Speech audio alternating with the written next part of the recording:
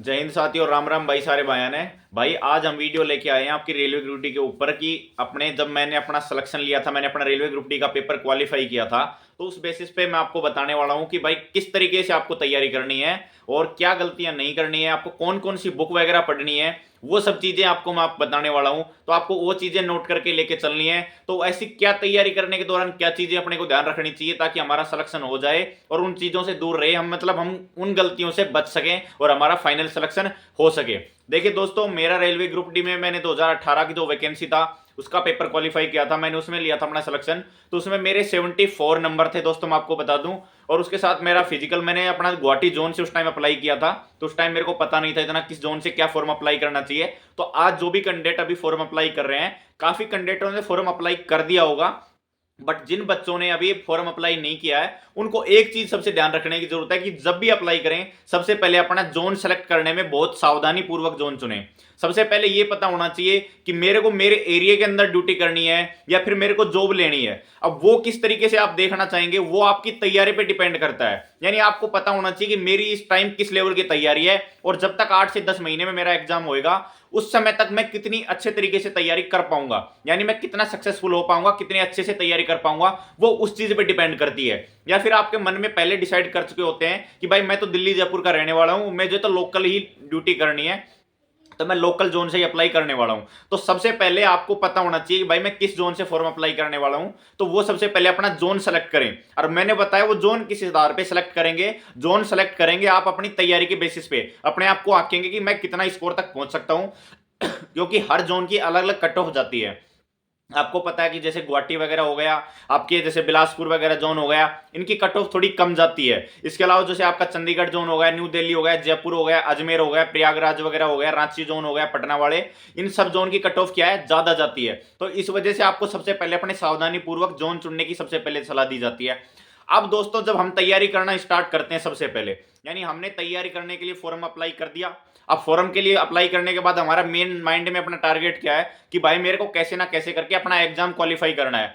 अब exam qualify करने के लिए अपने को क्या बातें ध्यान रखनी है विशेष रूप से।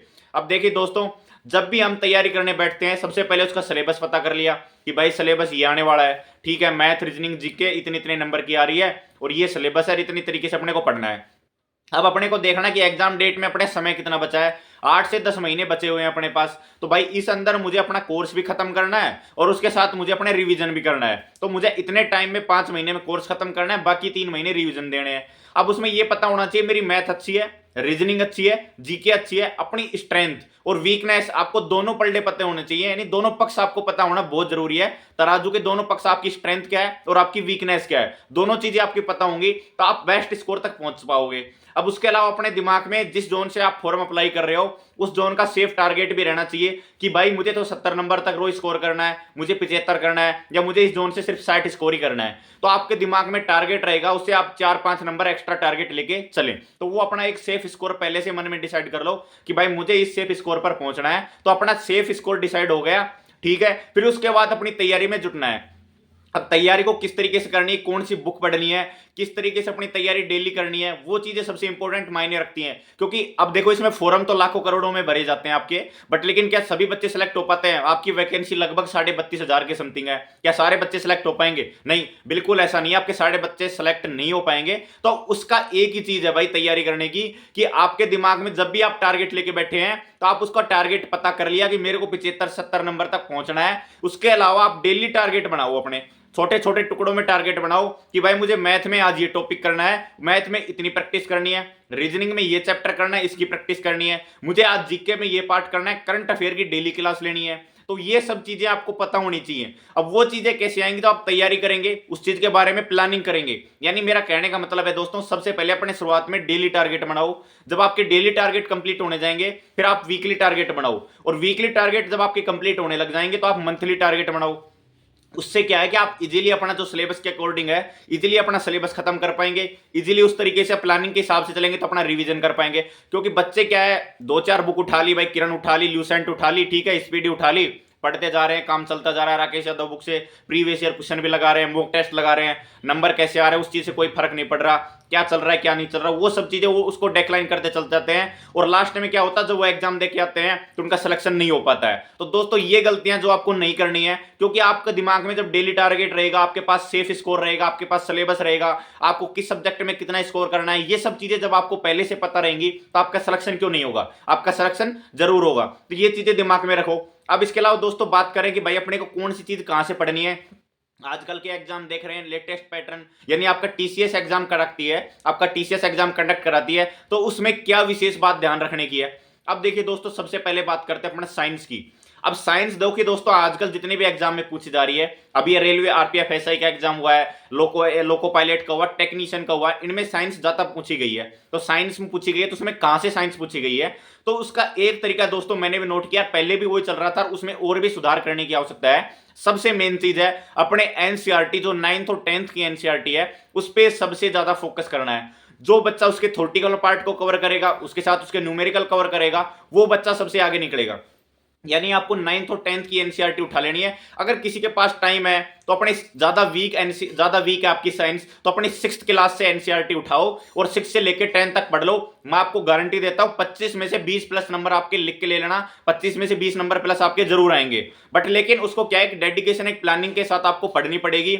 आपको 9th-10th की एनसीईआरटी अच्छे से रट के जानी है, उसका थ्योरेटिकल पार्ट, उसके फॉर्मूले वगैरह, उसका फॉर्मूला कैसे इंप्लाई करना है न्यूमेरिकल वगैरह में, वो सब चीजें आपको पता होनी चाहिए। क्योंकि रेलवे ग्रुप डी में साइंस सबसे ज्यादा इंपॉर्टेंट रोल अदा करती है।